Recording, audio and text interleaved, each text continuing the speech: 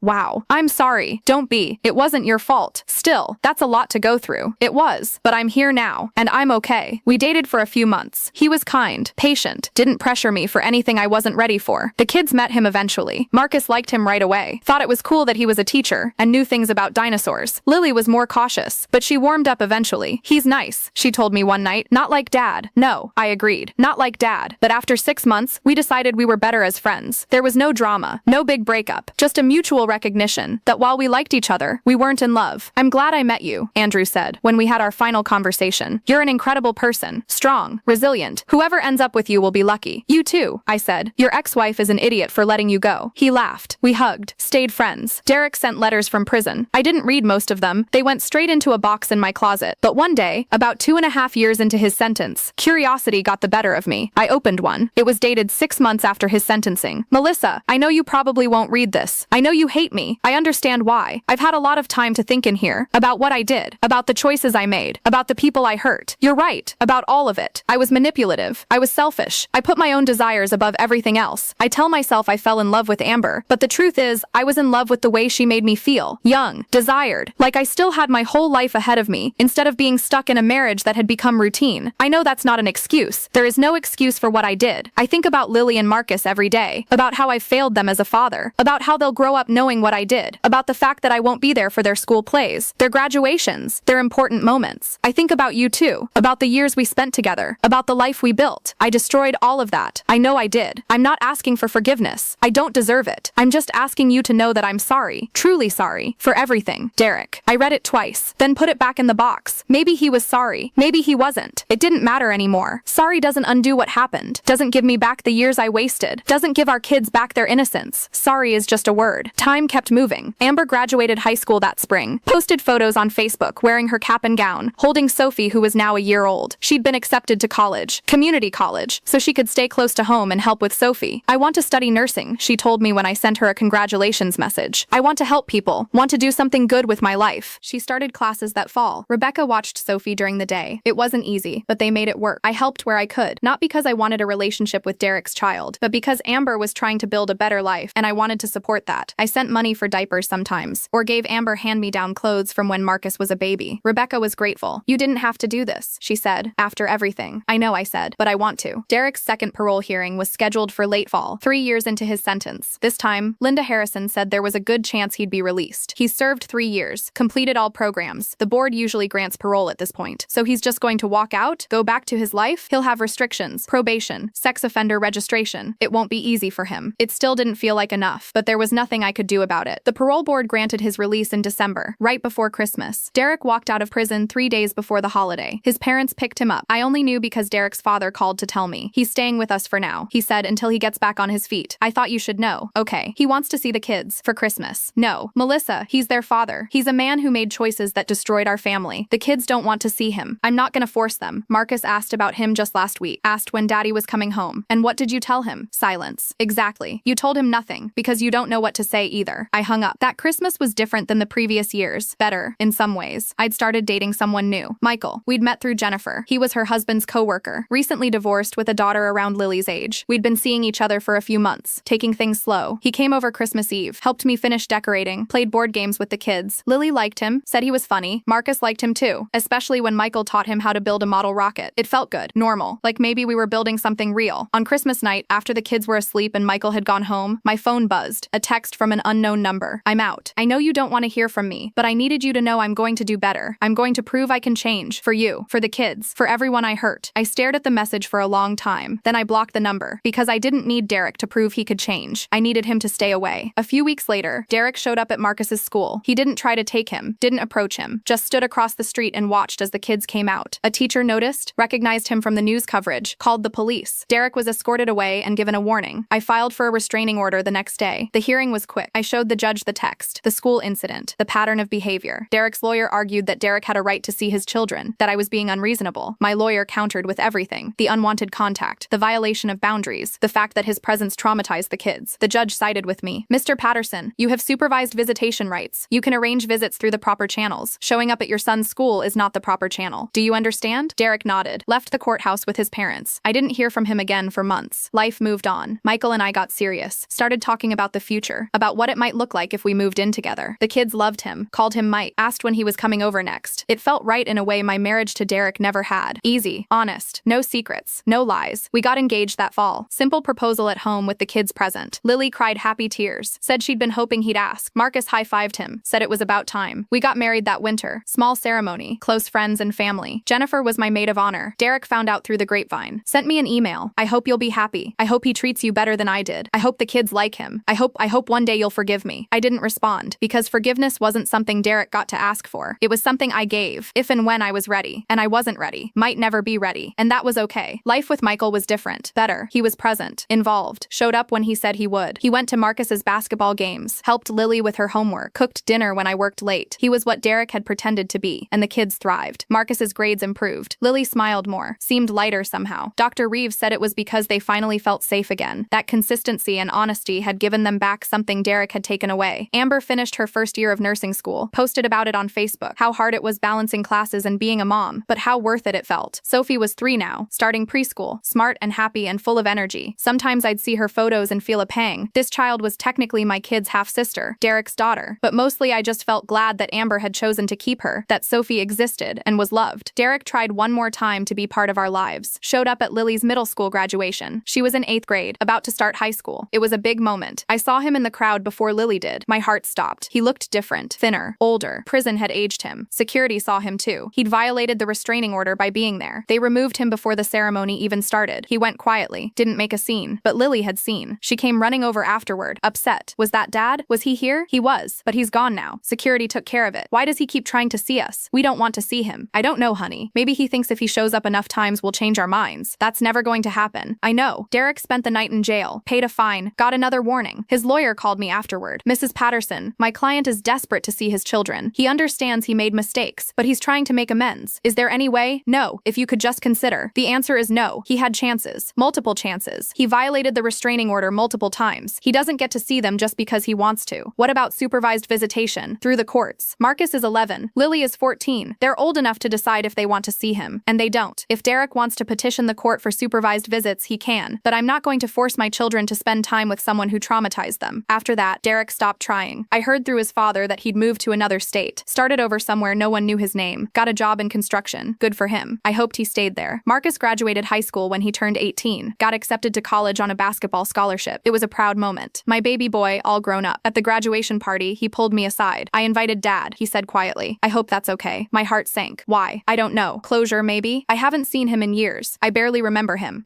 I needed to see him, to know he's real, and not just this story everyone tells. Did he respond? Yeah, he's coming. He won't sit with us or anything. He'll stay in the back. But I wanted you to know. I nodded. Tried to hide my anxiety. Derek came. Sat in the very back row. Didn't try to approach us. After the ceremony, Marcus went over to talk to him. They spoke for maybe 5 minutes. Michael stayed close to me, holding my hand. You okay? He asked. Yeah, I think so. When Marcus came back, I asked, how was it? Weird. He looks old. Tired. What did you talk about? Nothing really. He said he was proud of me. Asked about college. I told him where I was going, and he said that was great. Then we ran out of things to say. Are you glad you talked to him? Marcus thought about it. Yeah, I think I needed to see that he's just a person. Not this big scary thing in my head anymore. Just a guy who made bad choices and has to live with them. Pretty mature perspective. I learned from the best. He hugged me, and I realized that was it. That was the victory. Not Derek going to prison. Not winning the divorce. Not any of the external things. The victory was raising kids who understood nuance, who could see people as complicated, who could acknowledge pain without being consumed by it. That was what Derek couldn't take from us. Lily graduated high school 2 years later, got accepted to an art school in the city. She was talented, had always been good at drawing, but in high school she'd really blossomed. Her portfolio was full of powerful pieces, some about trauma, some about healing, some just beautiful for the sake of being beautiful. She didn't invite Derek to her graduation, didn't even consider it. When I asked if she wanted to, she said, no, he doesn't get to be part of my successes. He wasn't there for the hard parts. He doesn't get the good parts either. I understood, respected her choice. After she graduated, she came to me with something. I want to talk to Amber, she said, and Sophie, if that's okay. Why? Because Sophie is technically my half-sister, and I've been thinking about that, about how she's innocent in all of this, and maybe it would be good to know her, not as Dad's daughter, just as a person. We arranged a meeting at a coffee shop, neutral territory. Amber brought Sophie, who was now 7, a bright, chatty little girl who loved dinosaurs and art. Lily and Sophie hit it off immediately, talked about drawing, about favorite colors, about nothing and everything. Amber and I watched them together. Thank you for this, Amber said, for letting them meet. Thank Lily. It was her idea. Still, you could have said no. Yeah, but holding on to anger forever doesn't help anyone. And Sophie deserves to know her siblings, if they want to know her. Marcus met Sophie a few months later. Was awkward at first. He was 19 and had no idea how to talk to a 7-year-old. But Sophie broke the ice by asking if he could teach her to play basketball. They spent an afternoon in the park. Marcus teaching Sophie to dribble. Sophie laughing every time she missed a shot. It was strange, and beautiful, and healing in ways I hadn't expected. Now, 10 years after everything fell apart, I'm sitting in my kitchen drinking coffee. Michael is making breakfast. The smell of bacon fills the house. The kids are both off at college. Marcus is in his junior year. Lily is in her 2nd year of art school. The house is quiet, peaceful. I still think about those days sometimes. The discovery, the confrontation, the arrest, the trial, but they don't hurt the way they used to. They're just part of my story now. Part of what made me who I am. Stronger, wiser, less willing to accept less than I deserve. Jennifer still tells me I should write a book, that my story could help other women. Maybe someday I will. Amber is a nurse now, works at the children's hospital, engaged to a paramedic named Ryan, who treats Sophie like his own daughter. They're getting married next summer. I'm invited to the wedding. I'm going to go. Sophie is doing well. Smart kid. Wants to be a scientist when she grows up. She knows Derek is her father. Amber told her when she was old enough to understand, but she doesn't have a relationship with him. He sends cards sometimes, Amber told me recently. On her birthday, holidays. She reads them but doesn't respond. How does she feel about him? Curious, I think, but not ready to meet him. Maybe someday, or maybe not. It's her choice. Derek is still out there somewhere, living in another state, working, trying to rebuild. I don't wish him harm, but I don't wish him well either. He's just gone. A chapter that's closed, and I'm okay with that. More than okay. Last month, Marcus brought his girlfriend home for Thanksgiving, a sweet girl named Vanessa who's studying engineering. Lily came home too, brought her portfolio to show us her latest work. We sat around the table, me, Michael, Michael, the kids, Vanessa, Michael's daughter Emma, who's become close with Lily, and I looked around at this family we'd built. Not the family I'd planned, but the family I had, and it was good, better than good. It was real, honest, built on truth instead of lies. Sometimes people ask me if I regret how I handled things, if I wish I'd done it differently. The answer is no. I did what I had to do, what felt right. I protected Amber, protected my kids, protected myself, and in the end, that's what matters. Not revenge, not punishment, just protection, just survival, just building something new from the ashes of something broken. The house is mine now, really mine. I repainted the bedroom years ago, got rid of Derek's office, turned it into a reading room with big windows and comfortable chairs. Michael added bookshelves, made it cozy. Sometimes I sit in there with a cup of tea and look out the window and think about how different my life is now. Better different, harder different in some ways, but mine, all mine. My phone buzzes. It's a text from Lily. Love you, Mom. Thanks for always protecting us, even when it was hard. I smile. Type back. Love you too, baby. Always. And I mean it, because that's what this was all about. Not destroying Derek, not getting revenge. It was about protecting the people I loved, and I'd do it all again in a heartbeat. The sun is coming up. Michael hands me a plate of eggs and bacon. What are you thinking about? He asks. Just how far we've come. He kisses the top of my head. We've come pretty far. Yeah, I say, we really have. And that's my story. That's how I went from being the perfect wife to the woman who sent her husband to prison. I don't regret it. Not even a little bit. Because sometimes the bravest thing you can do is burn down everything you built and start over. And sometimes that's exactly what you need to do to survive.